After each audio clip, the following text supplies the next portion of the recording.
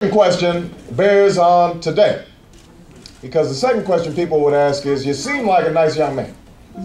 You've got a fancy law degree, could be making a lot of money, you teach at a fine law school, you got a beautiful family, church-going man. Why would you want to go into something dirty and nasty like politics?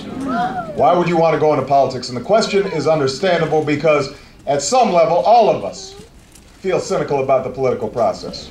Even those of us who are involved in it feel cynical about it, because we get a sense that politics has become a business and not a mission. That power, especially in Washington, is always trumping principle. That we've got a lot of leaders who are long on rhetoric but short on follow-through. And so over time, we get discouraged.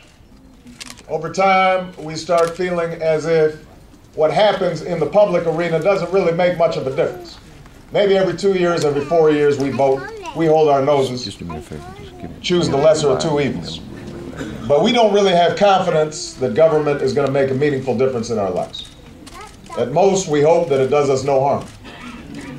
But what I said to people in that first race, and the same thing that I've said in this political campaign, this presidential campaign, is that there's always been another tradition to politics. There's been a tradition that says that we're all connected as a people, that we've got a stake in each other. As I said at the 2004 convention, if there's a child in Harlem that can't read, that makes a difference in my life, even if it's not my child. If there is a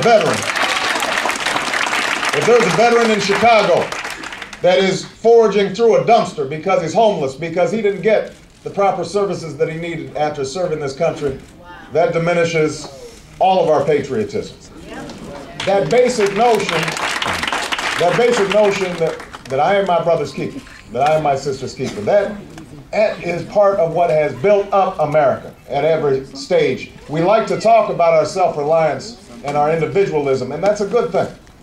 But what we have to also talk about is the notion that we're one community, that we've got some ties to bind us together, that we can't rise up if some of us are still down.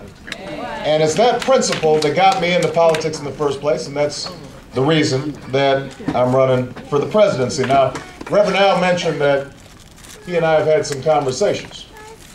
And one of the things that I have said to Reverend Sharpton is that I absolutely agree that I should not get the support of the African American community simply because I'm African American.